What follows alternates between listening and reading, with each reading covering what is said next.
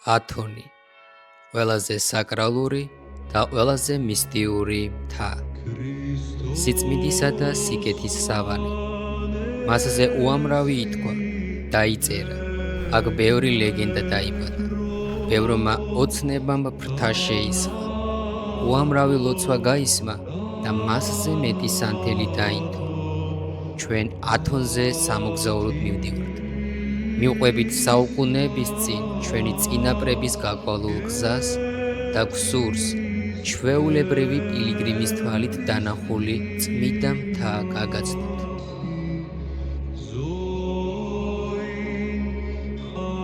ჩვენი მოგზაურობა ქუთაისის აეროპორტში დაიწყო და ათონის მთის მოყვარულთა სკოლის ჯგუფთან ერთად ქალაქ სალონიკისაკენ გავემართეთ.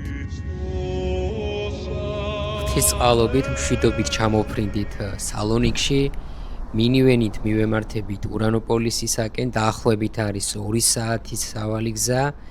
დღეს საღამოს შევისვენებთ სასტუმროში, ხვალ დილით კი ავიღებთ დიამონიტერიოს. მოგესალმებით ურანოპოლისიდან, ზეციური ქალაქიდან. ჩვენ სპეციალურად სალონიკიდან ჩამოვედით აქ, რომ ავიღოთ დიამონიტერიო.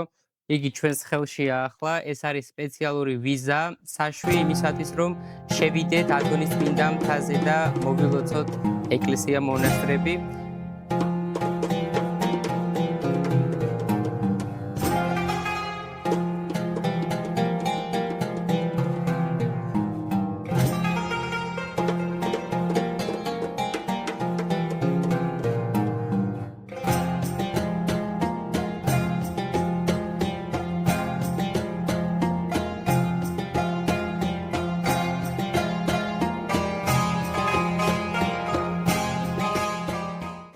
პირველი მონასტერი, რომელსაც მოველოცავთ, გახლავთ ვატოპედის მონასტერი. ვატოპედის წმინდა მონასტერი ათონის ნახევარკუნძულის ჩრდილო-აღმოსავლეთ მხარეზე ბორცვზე მდებარეობს და სხვას დახურებს. იგი დაახლოებით 972-985 წლებში დააარსა სამმა დიდმა და წარჩინებულმა ადამიანმა, ათანასემ, ნიკოლოზმა და ანტონიმ. წმინდა ათანასეს დროინდელ ტიპიკონში ვატოპედს მეორე ადგილი ეჭირა წმინდა მთის მონასტერში, რომელიც დღემდე შეინარჩუნა. ვატოპედის სავანიში დასვენებულია მთის დედის, ყოველთა დედუფლად პანტანასად წოდებული ხატი. მონასტრის ბერები ასეთ რამეს ყვებიან. როგორღაც ვატოპედის ტაძარში ერთი ახალგაზრდა შევიდა სალოცავად. მიუახლოვდა თუ არა პანტანასას ხატს, მოულოდნელად ღმრთისმშობლის ხატიდან რაღაც ელვის მაგვარი გამოკრთა და ეს ახალგაზრდა პირქვე ძირს დასცა. გონს რომ მოეგო, სტუმარმა აღიარა, რომ უხთო ცხოვრებას ეწეოდა და მაგიით იყო გატაცებული. ღვთის დედის სასწაულებრივმა ჩარევამ ერთიანად შესცვალა მისი ცხოვრება და იგი ღვთისმოსავი გახდა. ვატოპედის სიწმინდეთაგან ყველაზე განსაცვიფრებელია წმინდა იოანე ოქროპირის ყური, რომელიც სრულიად აუხსნელი გზით არის მიმაგრებული მის თავის ქალაზე. ამ ყურის გარდა წმინდა მღვდელმთავრის ქალაზე კანის ერთი ფრაგმენტიც არ არის დარჩენილი. საინტერესოა, რატომ მაინც და მაინც ყური დარჩა უხრწნელი. შესაძლოა ამ კითხვაზე პასუხი წმინდა იოანე ოქროპირის ცხოვრებამ გაგვცეს. ერთხელ მისმა მორჩილმა პროკლემ მღვდელმთავრის კაბინეტის კარის ჭუჭრუტანიდან დაინახა უცნობი სათნო მოხუცებული, რომელიც ოქროპირს ზურს უკან ედგა და ყურში რაღაცას ჩარჩურჩულებდა. ასე გაგრძელდა ზედიზედ რამდენიმე ღამე.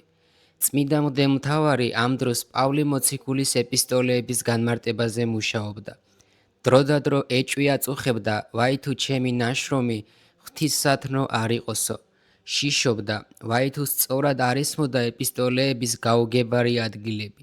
პროკლემ ცნობისმოყვარეობის დაოკება ვეღარ შეძლო და გადაწყვიტა ეკითხა ოქროპირისთვის, ვინ იყო ის მოხუცებული, რომელიც გაურკვეველი გზით ხვდებოდა მღვდელმთავრის ოთახში და ასე იდუმალად ქრებოდა იქიდან. ოქროპირმა გაოცებით უპასუხა, რომ მასთან არავინ შესულა. პროკლე ყურადღებით დააკვირდა წმინდა იოანეს მაგიდის თავზე დაკიდებულ ხატს და საოცარი მსგავსება აღმოაჩინა იმ მოხუცებულსა და ხატზე გამოსახულ წმინდანს შორის. ეს მოციქულთა თავის, პავლე მოციქულის ხატი იყო. იოანე ოქროპირი მიხვდა, მოციქულის გამოცხადება ნიშნავდა იმას, რომ მისი ნაშრომი ღვთისადნო იყო. ყური, რომლისკენაც არაერთხელ დახრილა პავლე მოციქული და უკარნახია მღვდელმთავრისთვის, თუ რას გულისხმობდა იგი თავის ეპისტოლეების ამა თუ იმ ადგილას, ამ სასწაულის ნამდვილობის დასტურად უხრწნელი დარჩა.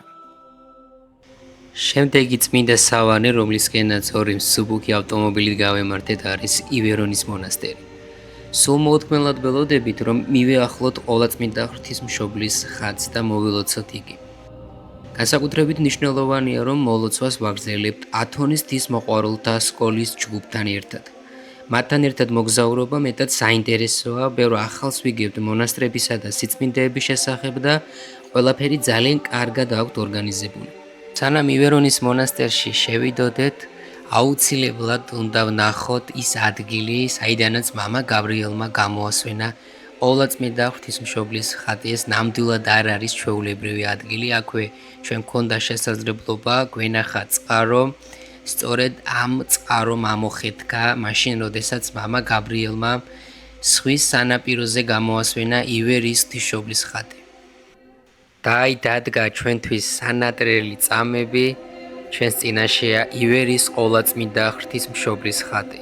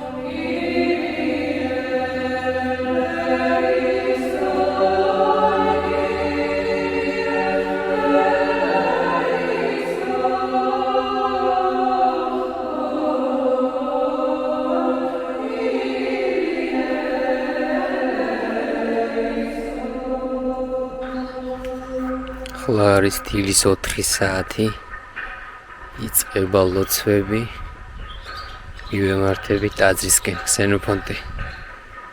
პირველი მონასტერი, სადაც ღვთისმსახურებაში მივიღეთ მონაწილეობა, გახლდათ ქსენოფონტეს მონასტერი.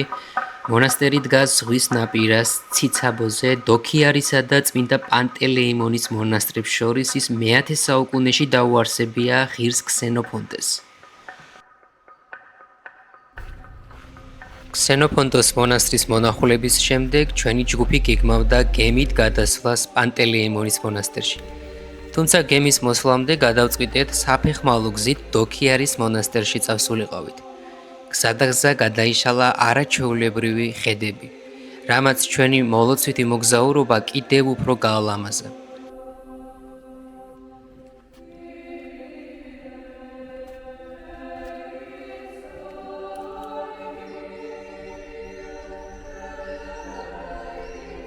დოქიარის მონასტერში მოვილოცეთ ყოლაწმინდა ღვთისმშობლის სასწაულმოქმედი ხატი მსრავლშემსვენერი, რომელიც ცნობილია მრავალი სასწაულით. ამ სიწმინდის წინაშე აღვავლინეთ ლოცვა და გავაგრძელეთ ჩვენი მოლოცვითი გზა ათონის მთაზე. ქსენოფონტოსა და დოქიარის მონასტრების მოლოცვის შემდეგ ჩვენ გადავწყვიტეთ გემით გადავსულიყავით წმინდა პანტელეიმონის მონასტერში. აღნიშნულ მონასტერში ჩვენ დავესწარეთ წირვალოცვას და მივიღეთ წმინდა ზიარება. მოგეხსენებათ, ათონის წმინდა მთაზე დაახლოებით 15-მდე მონასტერია, რომელთა მოლოცვა დიდ დროს საჭიროებს. ჩვენ სამწუხაროდ მხოლოდ 3 დღე ვიმყოფებოდით ათონის წმინდა მთაზე და სხვა მონასტრების მოლოცვა ვერ მოვახერხეთ. მაგრამ ვიმედოვნებთ, რომ მალე დავბრუნდებით ყოვლადწმინდა ღვთისმშობლის ბაღში და სხვა მონასტრებსაც მოვილოცავთ. ჩვენი მოგზაურობა დასასრულს მიუახლოვდა, ერთად მოვილოცეთ უკვე ათონის წმინდა მთა არსებობს გარდამოცემა ღვთისმშობლის არომ ვინც ერთხელ იმოგზაურებს და მოილოცავს ღვთისმშობლის ბაღს, ის აუცილებლად დაბრუნდება უკან. ჩვენს ვიტოვებთ იმედს, რომ ისევ გვექნება შესაძლებლობა, რომ მოვილოცოთ ათონის წმინდა მთა. შეგახსენებთ, რომ ჩვენი მოგზაურობა უზრუნველყო ათონისთვის მოყვარულთა სკოლამ და ვისაც გექნებათ სურვილი, რომ მოილოცოთ ათონის წმინდა მთა, შეგიძლიათ დაუკავშირდეთ ამ ჯგუფს. ჩვენი მოგზაურობის დასასრულს ვიმყოფებოდით რა ქალაქ სალონიკში, მივაშურეთ წმინდა არსენ კაბადოკიელის სახელობის მონასტერს, რომლის ეზოშიც დასვენებულია თანამედროვე მსოფლიოს საქრისტიანოს უდიდესი წმინდანი წმინდა პაისი ათონელი. გიტოვებთ კადრებს წმინდა პაისის საფლავიდან, თქვენ კი არ დაგავიწყდეთ ჩვენი YouTube არხის გამოწერა, შემოგვიერთდით ჩვენს Facebook და Instagram არხებზეც. დიდი მადლობა ყველას ვიდეოს ყურებისათვის. მომავალ შეხვედრამდე.